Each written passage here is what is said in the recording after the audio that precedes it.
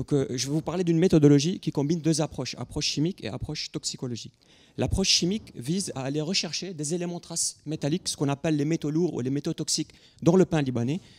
Et l'approche toxicologique va aller voir si ces éléments ils sont toxiques, sont dangereux pour le consommateur libanais. Le but étant de protéger la santé du consommateur. La question qui se pose, est-ce qu'il y a des métaux dangereux dans le pain et comment ça se fait qu'ils se retrouvent là, dans le pain? La plupart de ces éléments sont naturellement présents dans le sol. Mais suite à l'activité humaine, telle que l'activité industrielle, l'utilisation de quelques pesticides qui sont interdits, mais qui étaient autorisés et qui contenaient des métaux, c'est de cette façon que ces métaux se retrouvent dans le pain. Après, il ne faut pas oublier que le Liban, c'est un pays qui a subi beaucoup de guerres et de bombardements. Et au cours des bombardements, les têtes d'obus étaient chargées en arsenic. Et c'est de cette façon-là que les sols agricoles libanais sont retrouvés contaminés. Et une fois que le sol est contaminé, la plante peut prélever les métaux, elle se trouve contaminée, et par la suite, le pain.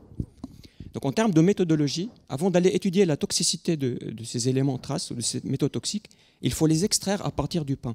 Et là, il y a un défi, les extraire sans modifier leur forme chimique, parce que si on modifie la forme chimique, on modifie la toxicité. Une fois l'extrait est fait, il y a deux études qui vont être faites. L'analyse chimique pour déterminer la quantité et la nature de ces métaux, et l'approche toxicologique qui va étudier l'effet toxique de ces éléments seuls, pris séparément, mais en mélange.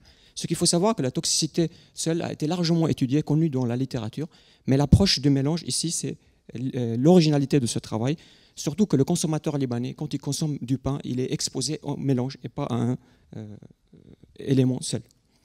En termes de tests toxicologiques, ces tests ont été faits sur les cellules humaines. Donc on est allé chercher un stress oxydant, on est allé chercher ce qu'on appelle un effet initiateur ou un effet promoteur.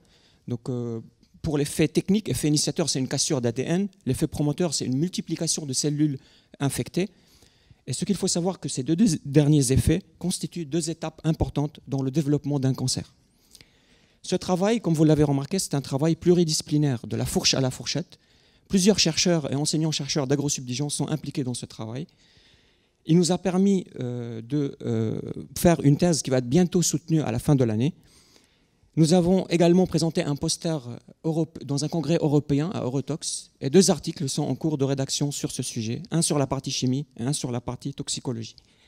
Cette approche, cette méthodologie appliquée ici sur les métaux dans le pain peut être tout à fait appliquée sur d'autres contaminants et d'autres matrices alimentaires, le but étant de mieux protéger la santé du consommateur.